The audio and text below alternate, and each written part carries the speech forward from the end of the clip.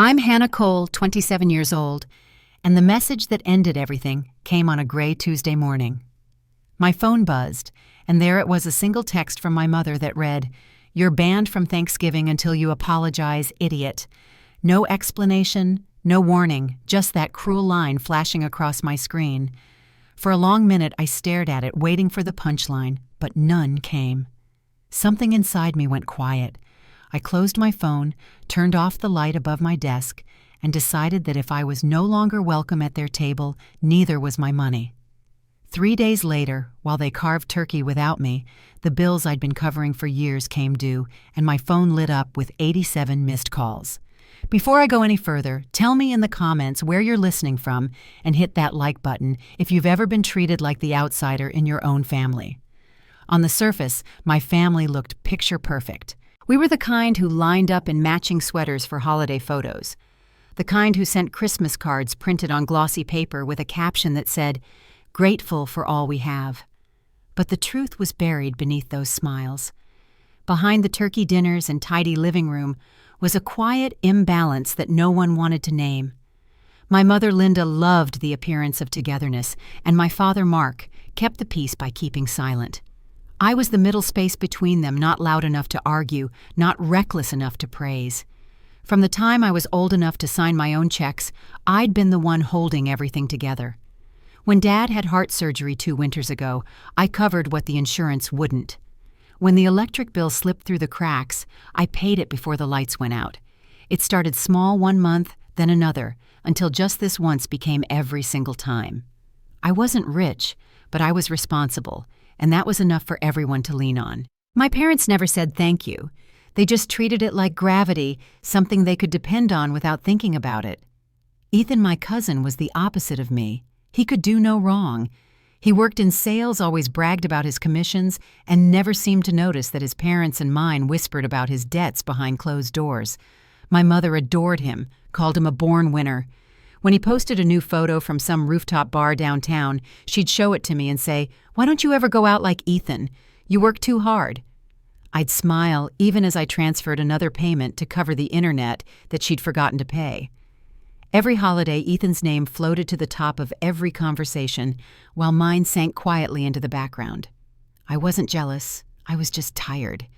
Tired of being invisible until something broke. There were nights when I'd sit at the kitchen table balancing their checkbook long after midnight, thinking that maybe if I just helped enough, things would even out. But they never did. The more I helped, the smaller my place in the family became. Mom always said family meant showing up no matter what. What she meant was show up and fix it when everyone else fails.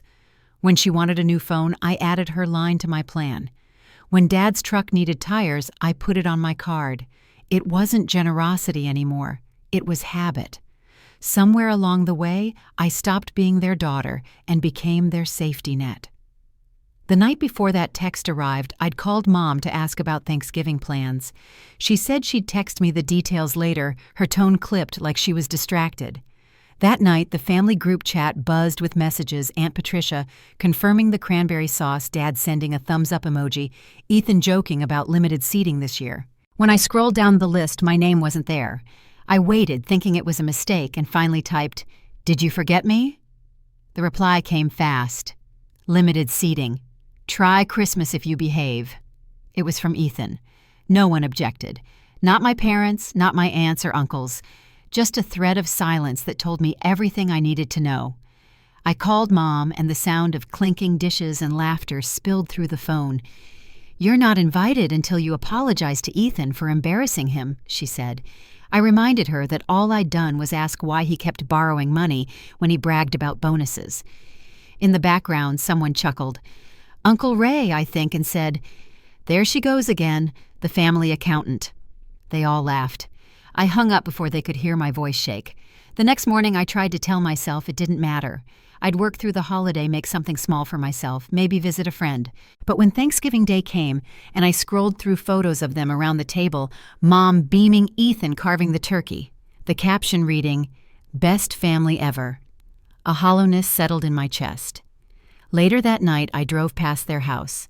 On the porch sat a foil-wrapped plate labeled for Hannah. A stray cat pawed at it, and I kept driving. That was the moment something inside me hardened into clarity. For years, I'd let their silence dictate my worth. I'd mistaken dependence for love. And standing at that red light on my way home, I decided to stop.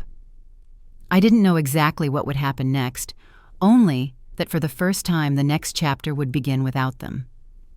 Thanksgiving passed in a blur of photographs I wasn't in. Every corner of social media seemed to echo with laughter from that table, while my apartment stayed quiet except for the hum of the refrigerator.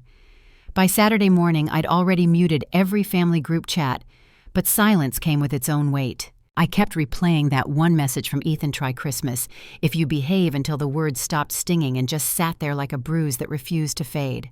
The thing about being excluded is that it doesn't happen all at once.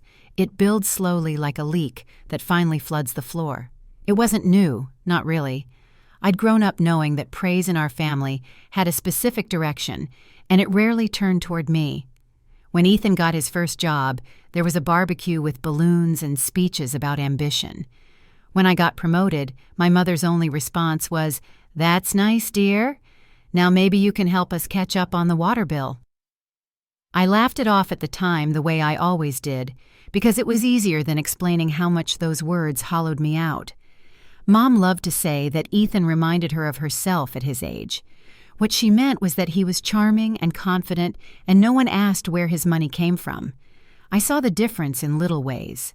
When Ethan visited, the house smelled like cinnamon rolls and fresh coffee.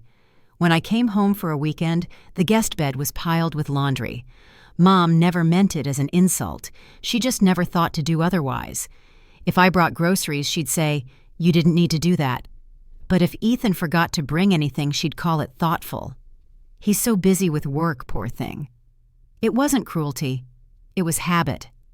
A pattern none of them cared to notice. A few months before that Thanksgiving, Ethan had posted photos of himself celebrating a new promotion. He wore a suit that looked tailored and smiled like success had never been in doubt. What no one saw was the call I'd gotten from Mom that same night asking if I could temporarily cover their phone plan again. I'd agreed without thinking. That's how it always went. The family talked about Ethan's ambition while my quiet responsibility kept the lights on. I wasn't jealous of him. I was exhausted by the imbalance. When Dad's surgery happened, it became permanent. Mom said just until he's back on his feet. That was nearly 2 years ago. The insurance fell short, and I filled the gap, but once the payments started, no one ever asked if I wanted to stop. Every bill that came due found its way to me. They didn't even hide it anymore. My mother sent me screenshots of late notices like I was their accountant. If I ever hesitated, she'd remind me that family helps each other. What she meant was, "You help us." Ethan had an entirely different version of that motto. Family to him meant people who applauded your stories even when they weren't true. He could stroll in an hour late to dinner, talk about his new client in Chicago, and everyone would lean closer like he was a celebrity. I'd seen the client list. I knew he hadn't closed a deal in months. But truth didn't matter if the illusion looked good in photos. Mom used to tell me to be more like him, to stop worrying so much about practical things. She said it with a smile, but every time she did, it felt like a small dismissal. A reminder that usefulness wasn't the same as pride. It reached a strange peak that summer. Ethan wanted to throw a promotion dinner, and Mom decided to host it at their house. She called it a family celebration. I baked, cleaned, and paid for the catering deposit. During dinner, Ethan raised his glass and toasted to family loyalty. Everyone clapped. I mentioned lightly that loyalty went both ways, and the room went still.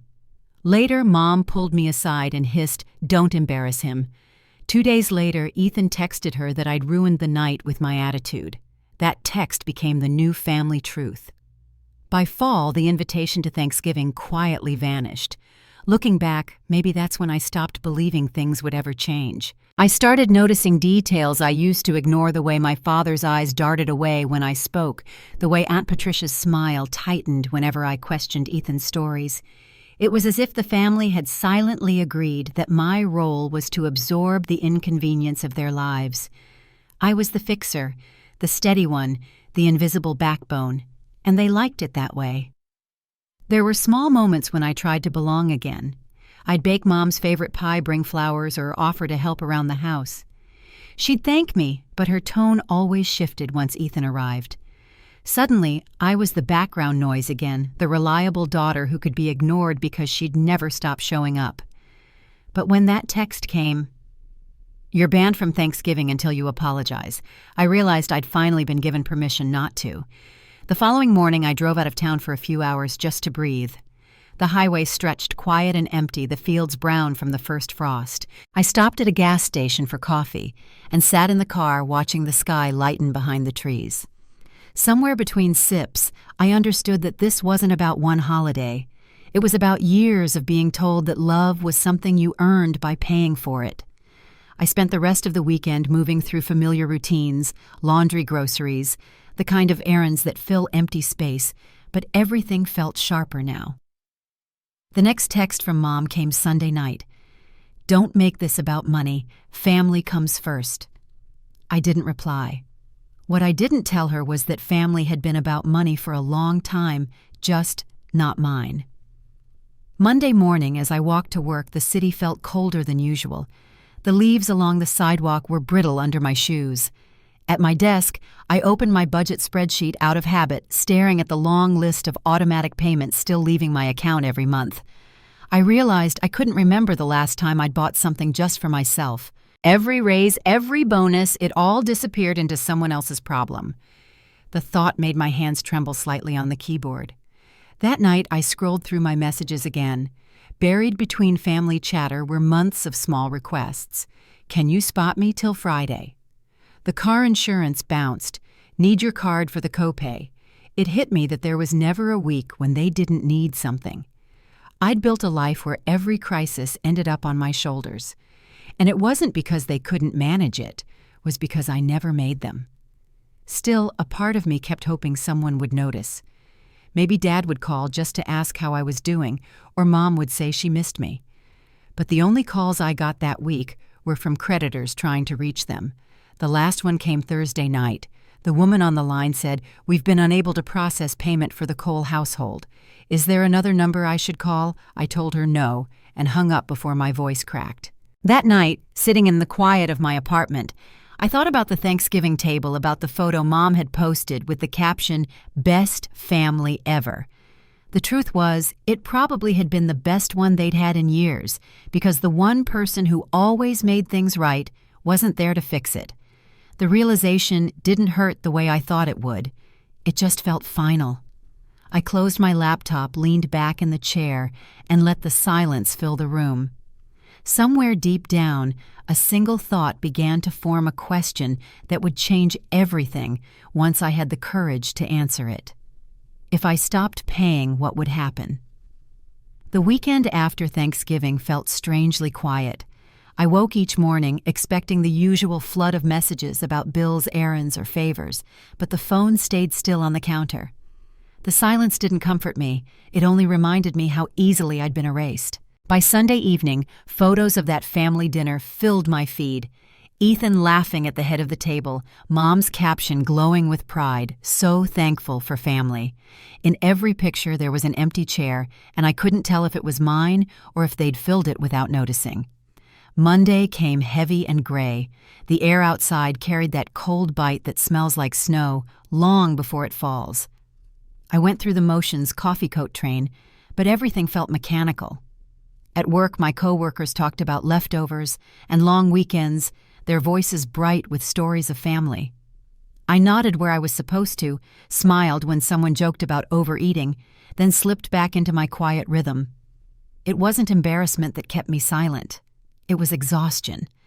Pretending everything was fine took more energy than I had left.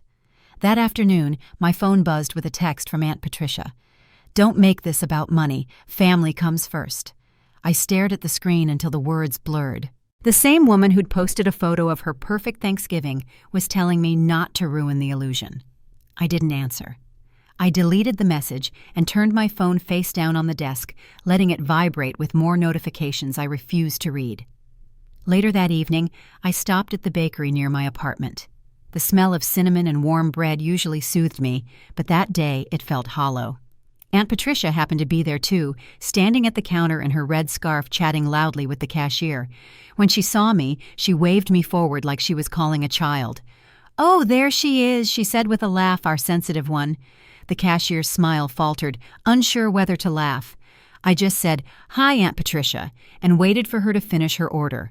Before I could pay for mine, she leaned closer to the cashier and whispered, "She's a bit touchy about success. Don't bring up work." The words hit harder than I expected. The woman behind me shifted awkwardly and the air felt too tight to breathe. I left without my coffee, walking fast toward the door. The bell above it jingled behind me, cheerful and sharp, against the dull ache in my chest. In the car, I sat for a while with my hands on the steering wheel, staring through the windshield fog. It wasn't just about what she'd said, it was how natural it had sounded, as if mocking me had become a family pastime. By the time I got home, the early winter light had faded. I changed into sweats, opened the fridge, and stared at the few things I'd bought for myself. Cold pasta, a half carton of milk. I couldn't remember the last time I'd made a real meal just for me. My life had revolved around their needs for so long that my own routines felt foreign. The apartment was too quiet, but the quiet also felt honest. No voices demanding no guilt disguised as gratitude, just space. The next afternoon, Ethan called. I almost didn't answer, but curiosity won. "Hey, can you front me $600 for my girlfriend's gift?" he asked, like we'd spoken yesterday. "I'll Venmo you Friday." His tone was light careless, like none of it mattered. Then he added, "And maybe you should just say sorry so everyone can move on. We'd all feel better." I didn't respond. I heard him sigh, then say, "You know, family takes care of each other." The irony sat heavy between us. I ended the call and set the phone down, heart steady for the first time in a long while. Something had shifted. It wasn't anger, it was recognition. The next morning, I woke early, made coffee, and opened the Notes app on my phone. The idea had come to me sometime in the night and refused to leave. I began typing dates, amounts, reasons. The time Mom asked for help with the water bill. The week Dad's truck needed tires. The hospital payments after his surgery. Every recurring charge I'd covered without question, the phone plan, the internet, groceries. One line after another filled the screen until the total felt like something tangible, something undeniable. At the top I wrote, "What they don't know is about to save me." Hours passed before I looked up again. The coffee had gone cold, and my hands ached from typing. The number at the bottom was higher than I'd ever let myself calculate. It wasn't a list of generosity, it was proof of dependency. Every "just until next month" had turned permanent. Every "thank you, sweetheart" had come with another unspoken expectation. I hadn't realized how much of my life had been traded away for peace. That afternoon, I printed every receipt, transfer, and message and slid them into a cheap binder from the corner store. The stack was heavier than I thought it would be. Holding it felt like holding the evidence of my own absence, years of quiet compliance bound together in plastic sleeves. For the first time, I could see the shape of my exhaustion on paper. When the phone rang again that night, I didn't check the screen. I knew it would be one of them. The voicemail came through minutes later, Mom's voice brisk and tired. "Since you won't apologize, skip Christmas too," she said. "And please don't embarrass us with your loan spreadsheets." Her tone was clipped as if this was a business matter.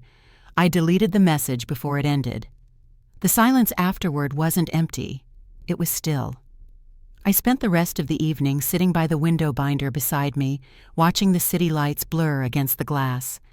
Outside, someone walked their dog through the snow-dusted street. The dog's collar jingled faint and distant, and for a moment that sound felt more like home than anything my family had given me in years. By Thursday, I'd stopped waiting for their calls to slow down. I simply stopped answering. The missed call count climbed 10, then 20, then more, but I let them pile up. Each ring was another reminder that the balance was shifting, that I was no longer at their disposal. They could still reach me, but they no longer controlled me. That weekend, I went back to the bakery. The same cashier recognized me, smiled hesitantly, and said, "Everything bagel." I nodded. She toasted it, handed it over, and said, "No rush this time." Her voice was kind, simple, free of judgment. I thanked her, walked to the small table by the window, and ate slowly. The bagel was warm, the air smelled of yeast and coffee, and for the first time in months, the quiet didn't feel like loneliness. It felt like space I hadn't realized I needed. The next chapter hadn't begun yet, but I could feel it waiting just ahead, steady and unhurried. Somewhere between the quiet of that bakery and the ringing of a phone I refused to answer, I knew I was ready to let everything change. The week after Thanksgiving moved slowly. Work filled the hours, but even the routine of numbers and spreadsheets couldn't quiet the noise in my head. Every ping from my phone felt like a small tremor, some mix of guilt and defiance I couldn't name. Each missed call, each unread message carried a weight I was finally starting to set down. For years I'd believed that peace came from keeping everyone else comfortable. Now I was learning that peace might look more like distance. On Saturday morning, sunlight slipped through the blinds, cutting across the binder still sitting on my kitchen table. The cheap plastic cover gleamed faintly in the light. I hadn't opened it since the night I printed everything. It looked harmless there like any stack of paperwork, yet I knew every page was proof of how far I'd stretched myself for people who barely looked my way. I poured coffee, sat down, and flipped it open again. The sound of turning pages filled the quiet, steady as breathing. Each line told a story I'd tried to forget the deposit I made, so their mortgage wouldn't lapse the hospital bill I paid, while Mom sent Ethan on a weekend trip to Nashville, the grocery receipts, where I'd covered their cart and mine. The list went on until it almost blurred together. I'd written everything down to keep my head clear, but staring at those numbers, I realized I'd been documenting something else too, a slow erasure of myself. I spent most of that day walking around my apartment trying to think.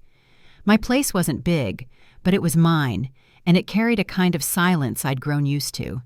Around noon, I called Grace, my mentor from work, and asked if she had time to meet. She told me to come by the little cafe on Main Street where she spent her Saturday mornings reading. The sky had gone pale by the time I got there. Inside, the smell of espresso and baked bread wrapped the air in warmth that felt out of place against the cold. Grace sat by the window, her reading glasses resting on her head. She smiled when she saw me and gestured to the seat across from her. "Rough week?" she asked gently. I didn't answer at first, just slid the binder across the table. The cover creased slightly under her hand as she opened it. She flipped through the pages slowly, her expression still, and focused the only sound, the faint shuffle of paper. When she reached the totals, she looked up. "You've been holding this together for how long?" she asked. 3 years, I said. She closed the binder, pressing her palm on the cover for a moment before speaking again. "Hannah," she said softly, "this isn't family help anymore. You've become their safety net." The words were quiet but final, as if naming it made it real. She leaned back, eyes steady on mine. "It's time to cut the net before it breaks you." I sat there tracing the rim of my coffee cup, feeling the truth settle like a stone. "How?" I asked. Grace smiled faintly. "Cleanly. You don't need a fight. You just need to take your name off their survival plan." She walked me through it step by step, her tone calm and deliberate. "Transfer your accounts. Revoke the autopay. Protect your own credit. Leave notes so they can manage what's theirs. No drama, no declarations, just quiet correction." When we were done, she reached across the table and covered my hand with hers. "You don't owe them the version of yourself that keeps suffering," she said. On the drive home, her words kept circling in my mind. By the time I parked, the decision had settled. I didn't feel brave or angry. I just felt ready. Inside, I turned on the lamp above the counter, opened my laptop, and began. The banking dashboard glowed blue in the dim light. My cursor hovered over each line like a pause before an exhale. I started with the mortgage. Autopay cancel. A small click. Then the electric bill. Remove card. Another click. The phone plan came next. I ported my number to a prepaid account under my name only. With every confirmation message, something inside me loosened. I wasn't taking anything from them. I was simply returning the weight that had never belonged to me. The binder stayed open beside the computer, the list guiding me like a map across a river I'd been afraid to cross. When I was done, the clock on the wall read just past midnight. My shoulders ached, but the room felt lighter. The next morning, my phone stayed quiet, except for a few automated alerts confirming my changes. For the first time in years, there were no new requests, no urgent family messages disguised as emergencies. I spent that Sunday cleaning the apartment, washing dishes, folding laundry, ordinary things that suddenly felt like small acts of control. The world hadn't fallen apart. Nothing catastrophic had happened. It was just quiet. By afternoon, I sat by the window with a blanket and a cup of tea. Outside, the air had turned crisp and bright sunlight flashing off parked cars along the street. For a brief moment, I wondered if they'd noticed yet the missed payments, the silence, but the thought passed. Whatever happened next wasn't mine to fix anymore. That evening, I checked my social media out of habit. Ethan had posted a photo of his dinner table captioned, "Real loyalty isn't about money." The irony almost made me laugh. The comments were full of clapping emojis and half-hearted praise. I muted his account and set the phone aside.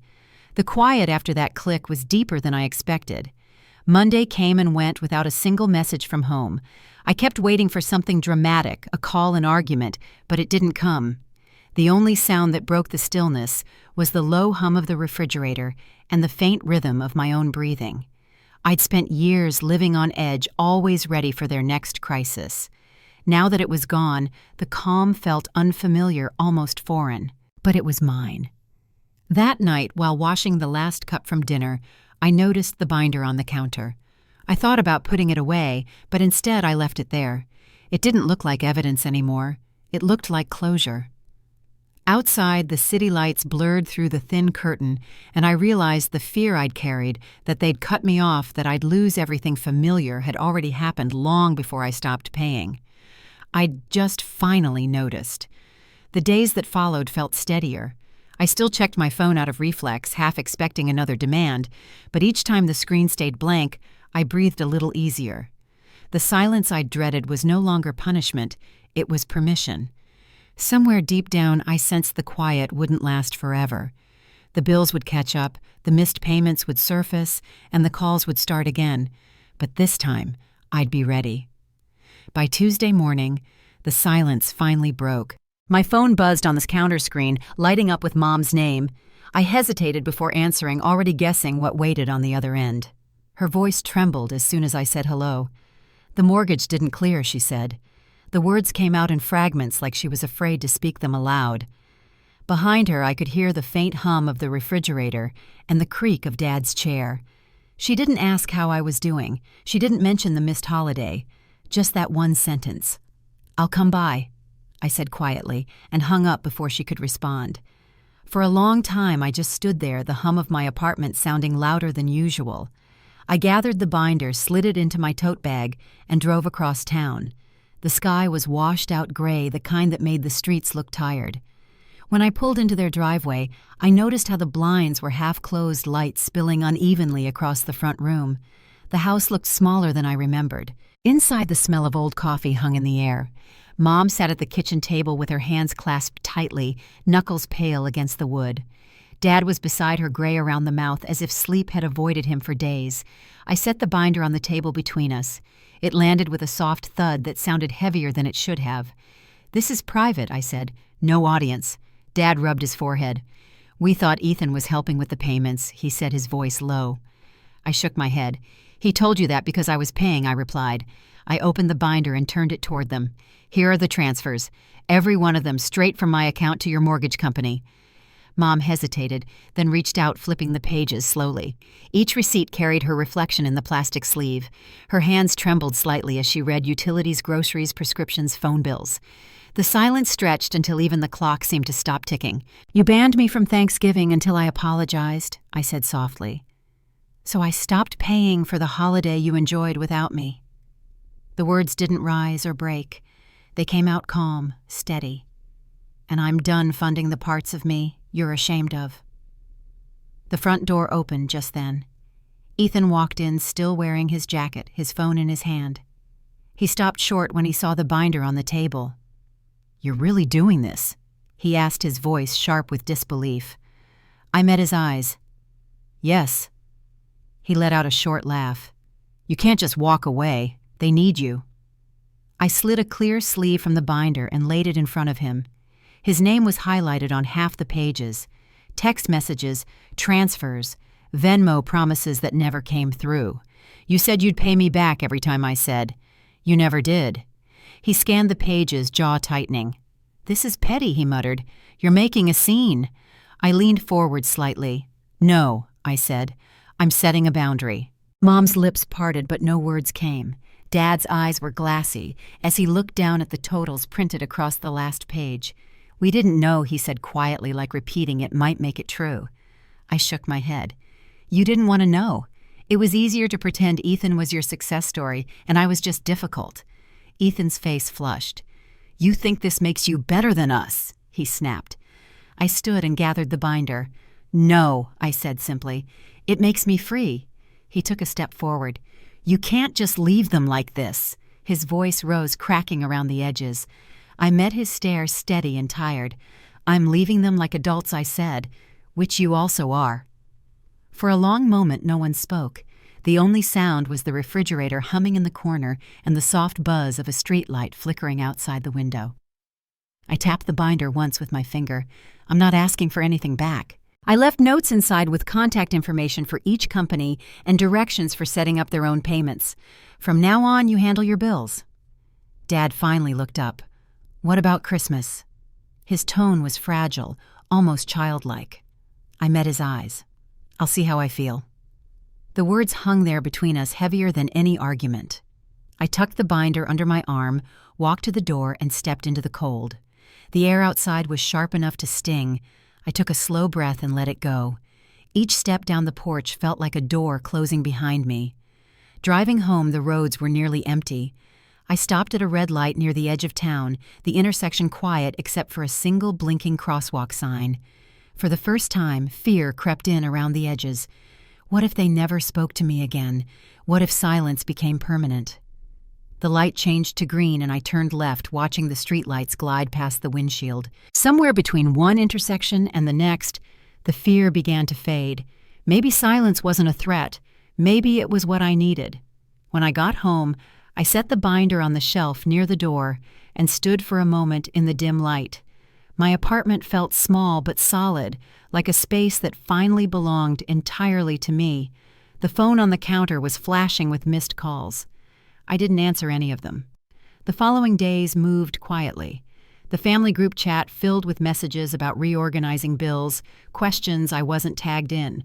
There were long threads of emojis, half-hearted attempts to fix what they'd ignored for years. At one point, someone typed Ethan, and his reply came back as a single eye-roll emoji. Then the chat went silent again. Aunt Patricia posted something vague on Facebook about humility and forgiveness, but for the first time, no one tagged me under it. Ethan's social media grew quieter too. No more dinner photos or vacation snapshots, just muted posts about long nights and grinding through tough times. Mom sent a short message 2 days later. I didn't realize how much you did. We'll figure it out. I read it twice, then set the phone face down. I didn't reply. I made tea, turned on some quiet music, and sat at the table where the binder used to be. My budget sheet looked clean, only my name, only my expenses. Outside, the wind picked up, rattling the windows softly. It wasn't peace exactly, but it was close. I knew the weeks ahead might hold guilt or second guesses, maybe even more silence. But beneath all that was something steadier, a sense that I'd finally done the thing I'd spent years avoiding. I glanced at the phone once more. The screen was still. For the first time, I didn't feel the need to reach for it. The quiet wasn't empty anymore. It was mine. The week after that confrontation felt strange, like time had slowed down just enough for me to notice every detail I used to overlook. The house I'd grown up in no longer called. The group chats were quiet, and the phone that once never stopped buzzing now stayed still on the counter. I thought the silence would bring relief, but it carried an unfamiliar weight, like the air just before a storm. I knew it wouldn't last. By Wednesday morning, the storm came. Mom's number flashed across the screen twice before I finally answered. Her voice was sharp and unsteady. The mortgage didn't clear, she said, each word clipped as if it physically hurt to say. Behind her, I could hear the faint rattle of dishes, the sound of Dad pacing. I stayed quiet for a moment, then said, I'll come by. The drive across town felt longer than usual. Clouds hung low, the kind that threatened rain without following through. When I pulled into their driveway, the curtains were drawn, just a thin strip of light leaking through. Inside, the air smelled like coffee gone cold. Mom sat at the kitchen table with her arms folded tight. Dad was beside her, elbows on his knees, staring at the floor. I set the binder on the table between us. Its plastic cover caught the dim light, looking out of place against the old wood. "This is everything," I said. "I want you to see it for yourselves." Dad rubbed the bridge of his nose. "We thought Ethan was handling some of it," he murmured. I opened the binder and turned it toward them. "He told you that because I said, flipping to the first page. Every transfer, every bill, every deposit. It's all here." Mom reached for it, her fingers trembling slightly as she turned the pages. The list of expenses filled sheet after sheet, her name and Dad's listed beside every amount. I could see the moment it hit her. Her expression shifted, a flicker of disbelief giving way to something heavier. "You kept track of everything," she whispered. "For 3 years," I said, "and I never asked for anything in return." Before she could reply, the front door opened. Ethan's voice carried through the hallway, casual, unaware. "Hey, did we get the mail?" He stopped short when he saw the binder. The air in the room tightened. "What's this?" he asked. Mom didn't answer. She just looked at him, then back at me. "You might as well stay," I said. "You're part of this too." Ethan crossed his arms. "You're not really doing this," he said, his tone half laugh, half challenge. "I am." He stepped closer. "You can't just leave them hanging. They rely on you." I slid a clear plastic sleeve across the table. "These are your messages," I said. "Every time you said you'd pay me back. Every Friday that came and went." He glanced down, scanning the printouts. His mouth tightened, then flattened. "So you kept receipts," he said. "What you think that makes you the victim?" "This isn't about blame," I said, keeping my voice even. "It's about boundaries." Mom's eyes darted between us, searching for something to anchor the moment. "Hannah," she started, "maybe we can—" "No," I said quietly. "You banned me from Thanksgiving because I wouldn't apologize for telling the truth. I stopped paying for the holiday I wasn't invited to. That's all." The room went still. Outside, a car passed its tires, hissing on the wet street. For a moment, the only sound inside was the faint hum of the refrigerator. Dad finally spoke, his voice thin. "We didn't know," he said again, softer this time. I looked at him. "You didn't want to know," I said. It was easier to believe Ethan's stories than to admit I was the one keeping everything afloat. Ethan's jaw tightened. "You're overreacting," he said. "You can't just walk away." "I already have." He scoffed, looking at Mom for backup, but she stayed silent. I closed the binder and tucked it under my arm. "I'm not asking for repayment," I said. "I left notes on every account numbers to call instructions to set things up yourselves. I'm not your bank anymore." Mom pressed a hand to her forehead. "You're really cutting us off." "I'm giving you back what's yours," I said. "Responsibility." No one moved. The air felt heavy, thick with years of unspoken things. Finally, Dad looked up, eyes wet. "What about Christmas?" he asked. I paused by the doorway. "I'll see how I feel." The words landed softly, but they filled the room. I didn't look back as I stepped outside. The cold air hit my face, sharp and clean. My breath came out in small clouds, each one fading before the next. The drive home was quiet. The sky had darkened to a deep slate, the kind that turns the streets into mirrors. I caught my reflection in the window at a stoplight, just a faint outline, but somehow it looked more like me than it had in years. By the time I reached my apartment, the knot in my chest had started to loosen. I placed the binder on the shelf beside the front door, the same spot it had occupied for weeks. The phone buzzed once, then twice, lighting up with missed calls. I didn't answer, not tonight. Over the next few days, the family group chat flickered with short, awkward messages. "Anyone know the password for the electric account?" "Who's calling the bank?" "Ethan?" His response came hours later, a single emoji that said everything. After that, the chat went silent again. Mom's first text came 2 days later. "I didn't realize how much you did." "We'll figure it out." I read it twice, unsure if it was apology or acknowledgement, then set the phone down without replying. That evening I made dinner for one. The apartment was warm, the smell of roasted vegetables filling the air. I ate slowly, letting the quiet stretch between each bite. It was a different kind of silence now, not heavy, not sharp, just stillness. Later, while washing dishes, I glanced toward the binder. For the first time, I didn't see it as evidence of burden. It looked like closure, a small, ordinary object that marked the end of something bigger. I poured myself a cup of tea and sat by the window, the city lights flickering faintly below. Somewhere in the distance, a train horn sounded low and steady. I watched the steam rise from the mug and fade into the dark. I knew the calls would start again eventually, someone needing help, someone testing the line, but I also knew my answer wouldn't change. When the first message came, I'd let it ring once, then twice, before setting the phone back down. And this time, I wouldn't feel guilty for the quiet that followed. The days that followed felt lighter, though I couldn't tell if it was peace or just exhaustion. The house I'd grown up in was quiet now, at least from my side of the phone. The steady flow of texts and calls that had once filled every evening had stopped. For years I'd been so used to that constant buzz of need that the stillness felt almost foreign. I didn't check the family group chat anymore, but sometimes I'd see the notification badge light up short messages about forgotten passwords or misplaced bills. There were no direct mentions of me, but my absence was obvious in the silence that followed each message. Ethan's posts changed first. The endless photos of rooftop dinners and weekend getaways disappeared. In their place came snapshots of quiet nights at home, the captionless kind that say more than words ever could. His tone had shifted online, though, whether it was embarrassment or reflection I didn't know. Aunt Patricia, ever the observer, posted a quote about humility and grace a few days later. For once, no one tagged me under it. Then 2 days later, a message came from Mom. "I didn't realize how much you did. We'll figure it out." It arrived early in the morning before sunrise, as if she couldn't sleep. I stared at it for a long while, reading it over and over until the words lost meaning.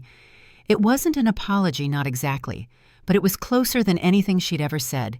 I left the message unread and set the phone face down on the counter. I didn't have the energy to answer yet. That evening I stopped by the grocery store after work. I filled the basket with things I hadn't bought in years: fresh herbs, a small roast, a candle that smelled faintly of pine.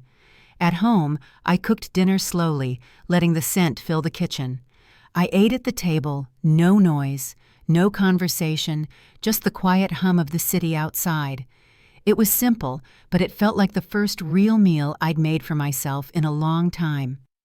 Later that night, I made tea and sat by the window, the binder resting on the table beside me. The city lights reflected off its cover, soft and dim. It no longer looked like a ledger or a burden. It looked like a reminder of what I'd learned, that saying no wasn't cruelty, and silence wasn't the same as distance. The following week, small changes began to show.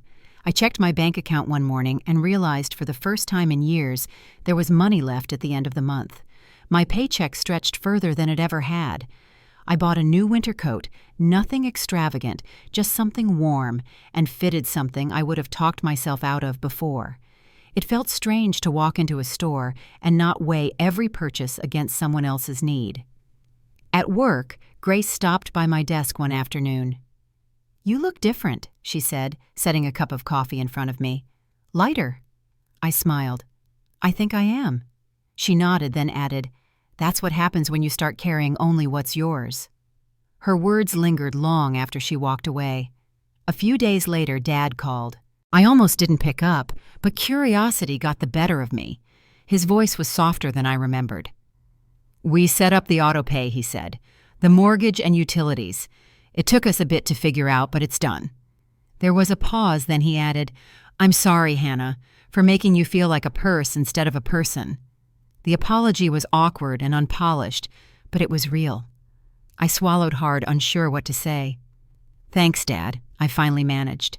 The silence that followed wasn't strained. It just was. After that call, I went for a walk.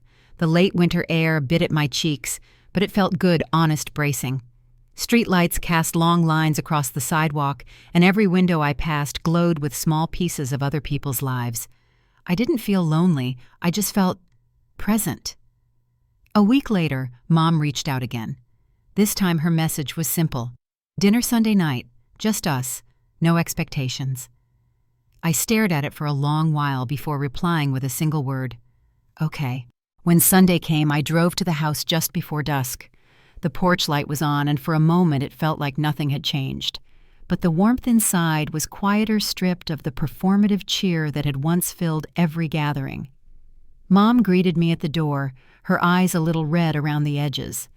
"Just pasta tonight," she said. "No big spread." The table was already set, 2 plates a candle in the center. She moved around the kitchen nervously, filling glasses and stirring sauce that didn't need stirring. When we finally sat down, she took a slow breath. "I didn't realize," she said quietly. "All those years I thought you were just managing. I didn't see what it cost you." Her voice trembled slightly, the words catching. I didn't interrupt. I let her speak. "I was proud of you," she said, eyes still on her plate. "But I think I used that pride as an excuse not to help. I'm sorry." The words were simple, almost small, but they carried a weight that filled the space between us. "Thank you," I said softly. We ate in silence after that, but it wasn't an uncomfortable one.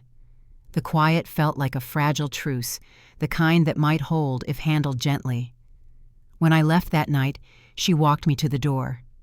"Drive safe," she said, and pulled me into a hug that lasted a second longer than it used to. I held on.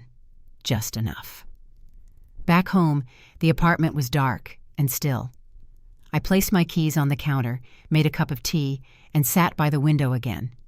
Outside, snow had begun to fall, thin flakes swirling under the streetlights. My phone buzzed once more. This time it was Ethan. Didn't know how bad it got. "I'm sorry." I stared at the message for a long time, then locked the screen. I didn't reply. Not yet. The world outside was quiet, the city softened by the snow. For the first time, the quiet didn't ache. It simply settled calm and steady, like the kind of peace that doesn't ask for anything in return. The snow that started that night didn't last long, but something about the way it covered the sidewalks made the city feel softer. I woke the next morning to quiet light spilling through the curtains and the faint hum of the radiator.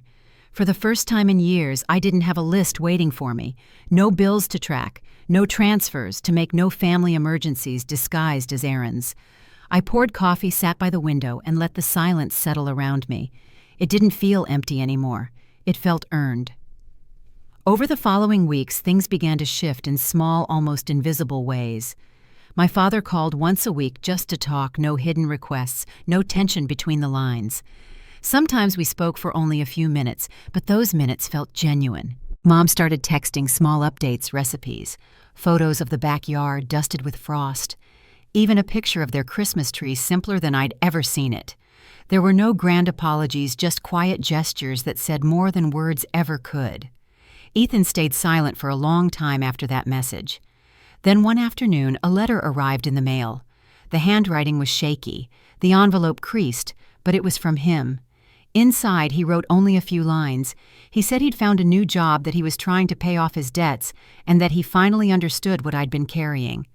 "I don't expect forgiveness," he wrote, "but I wanted you to know I'm growing up." It wasn't much, but it was something real. I folded the letter carefully and placed it between the pages of the binder that had once held every receipt. Now it felt like a different kind of record. Work stayed steady, and Grace noticed the change in me before I even did. One morning as we walked to a meeting, she said, "You've stopped apologizing for taking up space." I smiled at that. Maybe she was right. My life no longer revolved around fixing what other people broke. I started saving for things that were mine, a trip I'd always wanted to take, a class I'd put off for years. For the first time, my future wasn't something to survive. It was something to build. When Christmas came, Mom called. "Just dinner," she said quietly. No pressure. I hesitated but agreed. That night the house felt different. Quieter, smaller, but calmer. The dining room table was set for 3. No extended family, no show. Just us. The meal was simple pasta salad, a pie that she admitted had burned slightly at the edges. We ate without the sharpness that used to fill the room. When the dishes were done, Mom handed me a small wrapped box. Inside was a photo me at 15 standing beside Dad, both of us laughing over something unseen. The frame was new, the glass clean. "I found it in the attic," she said. "I thought you should have it." I didn't say anything for a long moment, then I hugged her, brief but genuine. That was enough. When I left that night, Dad followed me to the door. "We're proud of you," he said quietly. "Not for what you did for us, just for who you are." I believed him. Back home, I placed the framed photo on the bookshelf beside the binder. The two sat side by side, one holding the past I'd carried, the other reminding me of what could still be healed. They didn't cancel each other out. They just coexisted the way memory and peace sometimes do. As winter stretched into spring, the distance between us became less about anger and more about space, healthy, breathable space. They learned to manage their own lives, and I learned to live mine without guilt. Some weeks we didn't speak at all, and that was fine. When we did, the conversations were shorter but kinder, as if we were all learning a new language built on boundaries and respect. Now, when I look back, I can see how easily love can turn into obligation if you let it. I spent years mistaking silence for safety and selflessness for love. But true love doesn't ask you to disappear to prove your worth. It sees you even when you stop giving. The binder still sits on my shelf, though I don't open it anymore. It's no longer a record of debts or disappointment. It's a reminder of the day I decided that peace was worth the cost of losing approval. Every so often I'll dust it off, run my hand across the cover, and remember that it was the first step toward freedom. Next Thanksgiving, I don't know where I'll be, maybe at their table, maybe somewhere new, but wherever I end up, it will be because I chose it, not because I owed it. And that, to me, is the kind of gratitude that lasts.